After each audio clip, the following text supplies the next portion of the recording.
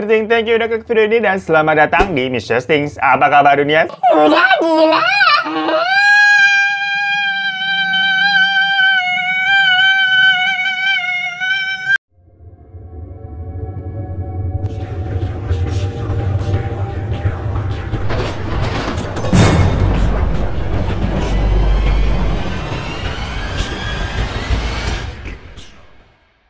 Hai gengs, kau rebahan di mana suaranya? Ya emang paling enak mah kita rebahan di rumah ya. Apalagi dari kemarin-kemarin kan hujan mulu nih. Di dalam kamar nyalain AC, buah mantep banget. Terus selimutan sambil main game. Nah kalian lagi main game apa nih sekarang? Ya nggak apa-apa kok kalau kita nih sering-sering main game. Asal jangan main perasaan orang aja. Tapi gimana jadinya? Kalau game yang kita mainin itu malah bisa mempermainkan perasaan kita nih. Dimana bukannya jadi happy kan kita main game gitu, tapi malah bikin takut. Apalagi kalau gamenya itu game terkutuk. Nah lo ngeri amat nggak tuh? Karena di video kali ini kita akan membahas beberapa game yang dipercaya membawa kutukan bagi para pemainnya. Mulai dari kesialan, teror hingga kematian. Ini nggak suka nih gue kalau pembahasannya udah mati-mati begini. Kita sendiri aja kalau main game kan kadang suka dak-dikduk ya. Takut jagoan yang kita mainin ini mati gitu lawan raja terakhir. Ya tapi kalau di sini kita sendiri yang mati begitu kan amit-amit begitu. So apa aja game-game yang terkenal memiliki kutukan? Game brengsek. Aduh, mulut nih. Maksudnya Berserk. Lagi susah amat sih itu game nyebutnya. Tapi game ini emang ada brengsek-brengseknya. Mohon maaf nih. Karena banyak yang mati setelah memainkan game ini. Dimana ini ada salah satu judul game yang ada di sebuah mesin arcade. Atau kalau orang dulu tuh nyebutnya dingdong. Tau kan lo yang ada di time zone tuh biasanya. Nah, game Berserk ini buatan Stern Electronics sangat terkenal banget pada tahun 80-an, gengs. Ya mohon maaf, kita mah belum brojol ya tahun segitu. Atau kalau udah yang pada brojol dan tahu tentang game ini boleh komen-komen di bawah ya. Dan yang namanya game jadul, pasti tampilan juga masih 2D tuh ala kadar. Pokoknya misi dari game ini itu adalah membunuh robot-robot yang ada sembari membuka ruangan baru kayak lika-liku labirin gitu, geng. Sama halnya dengan kebanyakan game lainnya, semakin banyak robot dan terbunuh, semakin banyak pula ruangan yang akan terbuka. Dan pastinya itu semakin tinggi pula skor yang bakal didapat. Karena hits banget di eranya, banyak gamer yang mencoba untuk mencatatkan namanya sebagai peraih skor tertinggi dalam memainkan game tersebut. Namun, game Berserk ini dianggap mempunyai kutukan karena setiap pemain yang meraih skor tertinggi itu justru merenggang nyawa, geng. Dan anehnya kejadian tersebut itu terjadi selama 2 tahun berturut-turut. Korban pertama adalah Jeff Daly yang meninggal pada tahun 1981 setelah mencetak skor tertinggi di dalam game ini, geng. Dimana saat itu Jeff ini mendapatkan skor 16.660. Dimana ini entah kebetulan apa gimana ya. Angka kalau 666 itu kan dipercaya sebagai nomor setan. Kayak The Omen tuh 666. Dan kala itu Jeff Daly ini kabarnya meninggal. Katanya karena serangan jantung. Namun anehnya, baik Jeff dan keluarganya itu sebenarnya sama sekali tuh nggak punya memiliki riwayat sejarah penyakit jantung sama sekali, geng. Soalnya kalau jantung kan biasanya emang bawaan tuh. Nah lalu di tahun berikutnya, pada 27 April 1982, kejadian yang sama berulang lagi. Dimana kali ini dialami oleh Peter Burkowski yang berusia 18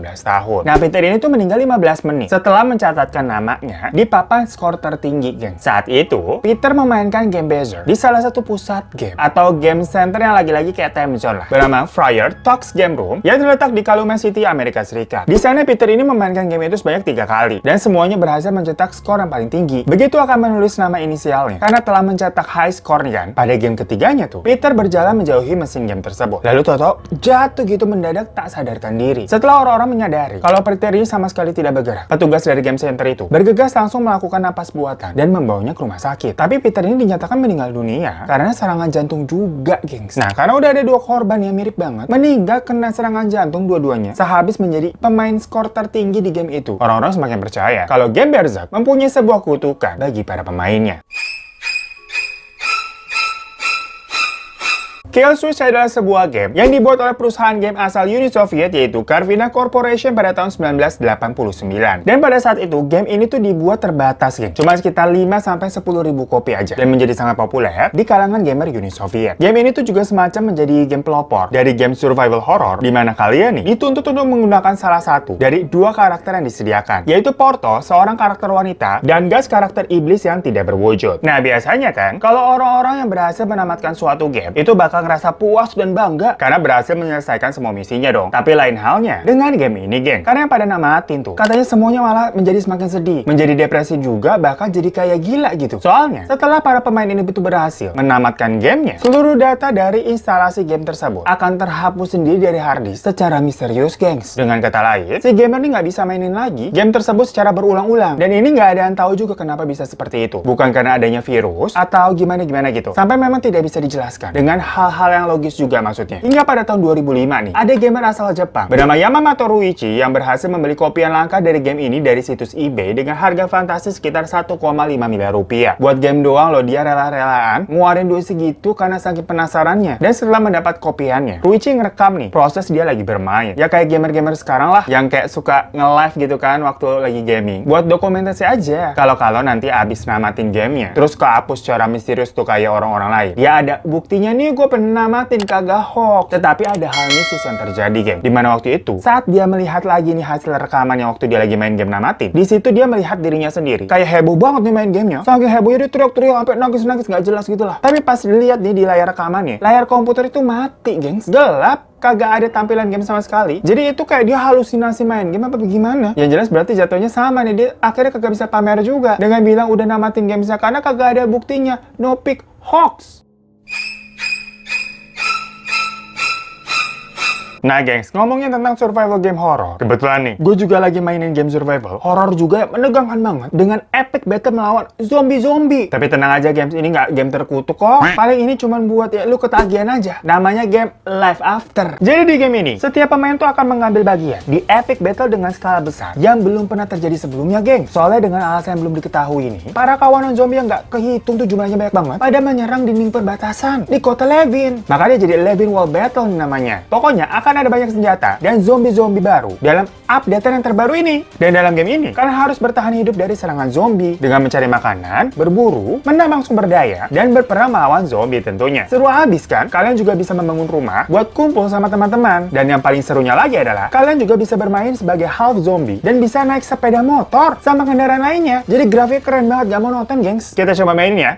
Wih, langsung ada zombie, kita gebuk aja. Mampus lu, langsung pingsan dia. Kita ambil pistol dulu, gengs, di sini. Sebentar, iya, siap, kita berburu zombie. Mana kalian? Wih, langsung pada lari nih, serem banget. Ada tembak, dar, yang ini jangan kabur. Kemana lu, dar? Yes. Wih, ini yang gedenya, gengs. Dar, aduh, ngapain lu ngerokok? Dar, gila, grafiknya keren banget kan, kayak gini. Bentar nih, kita ada tempat reload senjata dulu. Kita reload pistolnya. Di tempatnya luas banget, gengs. Ini bener-bener keren banget sih. Wih, ini apa nih, gede banget zombinya. Teman kita lagi kesusahan, kita bantu nih.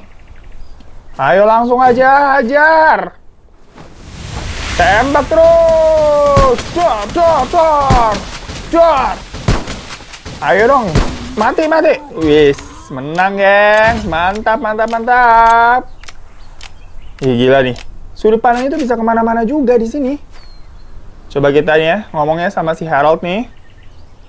Jadi di sini bisa conversation gini, gengs, sama orang-orang yang ada di sini, gengs. Mantap. Oke. Yuk kita cepetin aja. Kita ke stage berikutnya. Live. Gimana? Seru banget kan? Bertarung melawan zombie yang menegangkan banget. Ditambah grafik yang keren abis, di setiap tugasnya juga kalian akan menemukan banyak experience baru dan seru-seru semua. Life After adalah game open world Doomsday Survival yang dikembangkan oleh Nitis Games. Game ini bisa dimainkan secara gratis dan dapat di-download di Android, iOS, dan PC juga. Pokoknya cek info selengkapnya di deskripsi di bawah ya.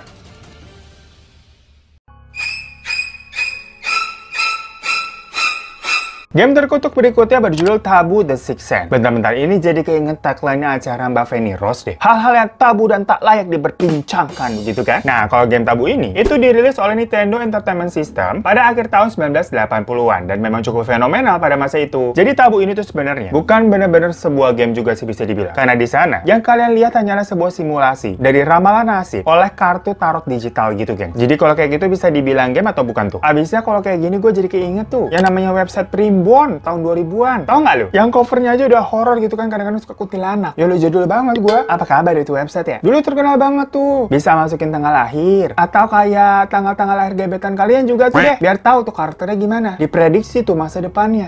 Bener apa kagak? Nah, di game Tabu ini tuh juga hampir sama. Dimana pemain akan mencoba meramal nasib mereka dari simulasi tersebut. Tapi justru hal tersebut mulai menjadi mengerikan ketika kalau ada ramalan yang keluar nih memprediksi kematian mengenaskan dari setiap pemainnya, geng. Dan hal itu katanya akan beneran kejadian. kematian. Jadi ala-ala kayak Final Destination begitu. Nah, seorang pemain ini pernah menceritakan pengalaman anehnya saat memainkan game ini waktu dia masih kecil. Karena waktu itu cukup populer kan pada masanya. Dan rumor-rumor tentang ramalan-ramalan yang tepat itu juga udah tersebar. Sampai rumor kayak tadi tuh kalau dapet kartu kematian itu bakal ya mati. Ya udah, waktu itu dia memiliki seorang teman nih ceritanya yang sangat percaya dengan semua ramalan game tabu ini. Akhirnya dia dan beberapa anak lainnya, tetangga-tetangganya gitu, pada mainin rame-rame. Terus ada satu anak nih yang kedapatan mendapatkan ramalan kematian. Kira-kira seminggu setelahnya, si anak tersebut beneran meninggal karena kecelakaan mobil, geng. Dari situ mereka kayak takut akan kebenaran dari game tabu ini. Sekitar 10 tahun kemudian, dia melihat salah satu temannya itu yang waktu kecil, yang emang percaya banget sama ramalan tabu ini. Ada di TV, ada di berita, tapi lagi ditangkap dalam suatu penggerebekan. Yang mana itu adalah penggerebekan sekte satanis yang mengorbankan kayak para hewan gitu, geng. Dimana sekte tersebut merekrut semua anggotanya nih. Itu berdasarkan dari game tabu The Sixth Sense. Ya, jadi serem juga ya. Game itu semacam jadi HRD, tapi HRD satanis buat ngerekrut anggota-anggotanya nih, gengs.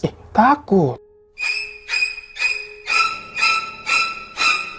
Madden NFL adalah sebuah game buatan Electronic Arts atau EA tentang rugby atau American Football. Game ini sendiri tuh sudah eksis sejak tahun 1990-an, geng. Sebelum tahun 1998. Jadi berarti waktu dari 1990 ke 1998, semua cover atau bungkus dari game ini tuh memperlihatkan sosok John Madden yang merupakan mantan pelatih American Football. Namun, setelah tahun 1998 itu, covernya selalu diganti nih dengan menampilkan atlet-atlet top yang lagi naik daun di American Football seri-seri terbarunya. Pokoknya tiap tahunnya, biasanya menampilkan atlet yang lagi beda-beda, yang lagi happening lah. Nah, tapi hal itu akhirnya dianggap menjadi kutukan, geng. Dimana hampir semua atlet yang terpilih menjadi cover Madden NFL itu hampir semuanya akan mengalami cedera serius. Mungkin dianggapnya kayak kebetulan kali. Tapi kebetulan ini tuh dialami oleh 14 orang dari 16 atlet yang terpilih menjadi covernya. Jadi istilahnya cuma 2 doang ini yang nggak selamat, yang lainnya mah cedera semua. Dan cederanya kejadiannya kayak serupa, geng. Pokoknya abis jadi cover game nih, besokannya tanding terus cedera udah. Cuma ya pihak pembuat game itu pastinya menyangkal dan bilang kalau tadi kebetulan doang. Ya memang terjadi ke setiap atletnya, kebetulan udah pokoknya.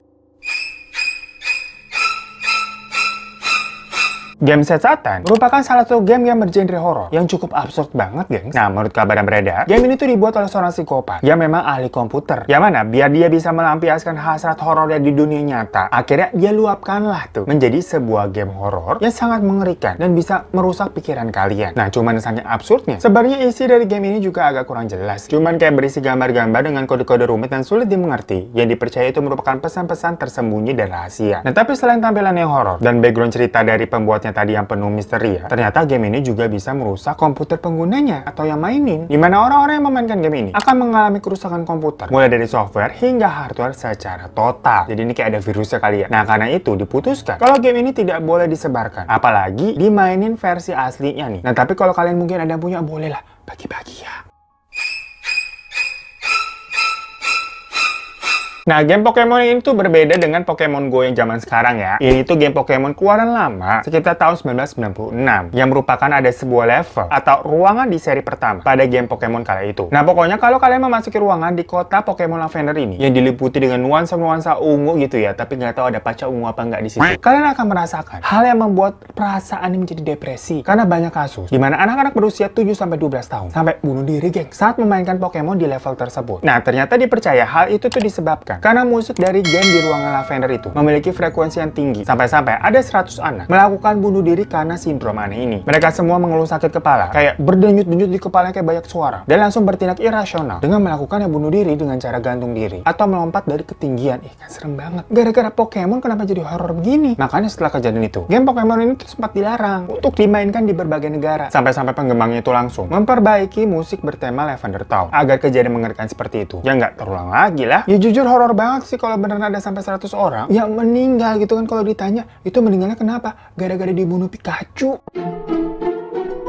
So guys, itu tadi beberapa game yang dipercaya mempunyai kutukan karena banyak kejadian horor saat memainkannya sampai yang merenggut nyawa. By the way, mungkin kalian ada yang pernah main game-game tadi gitu? Ya pokoknya thank you semua yang udah nonton. Jangan lupa untuk klik subscribe di bawah buat kalian belum. Kalau udah, terima kasih banyak ya. Jangan lupa juga follow Instagram gue @herotarifan. Sampai jumpa di kasus Mr. Sting selanjutnya. Assalamualaikum.